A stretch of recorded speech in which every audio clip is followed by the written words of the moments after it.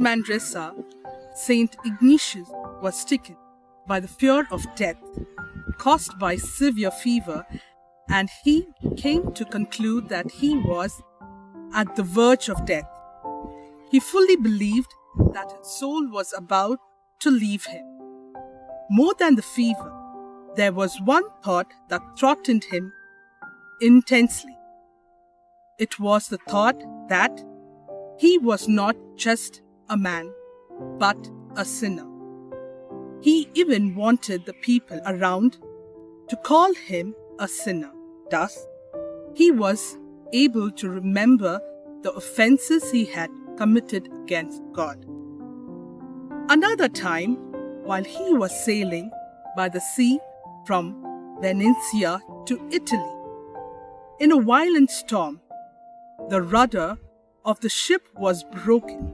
It was a crucial time that the pilgrim and many were sure that violent storm was going to swallow their lives. At that time, Saint Ignatius started examining himself carefully and preparing to die. He could not feel afraid of his sin, but he only experienced immense embarrassment and sorrow because he believed that he had not used well the gifts and grace which God, our Lord, had granted him. Another time, in 1550, he fell seriously ill. In his opinion, as well as many others, it would be the end of his life. On this occasion, while he was thinking about death, he felt such joy and such spiritual consolation at the very thought of having to die. He was able to get dissolved entirely into the tears of bliss. This became so habitual that he often stopped thinking about death, so as not to feel so much of that consolation. Oftentimes, we are tested by scruples and delusions that haunt our lives and take away our peace of mind.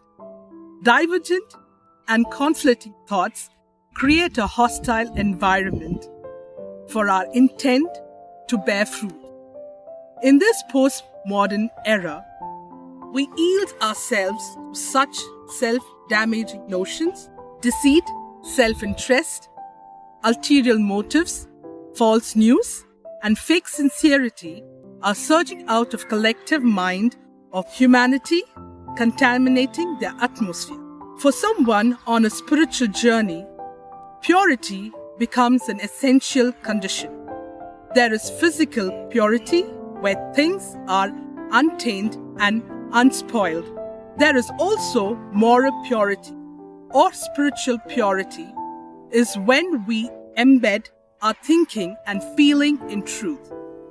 After removing our personal desire or inclination from the thought process, we are able to attain purity of intentions.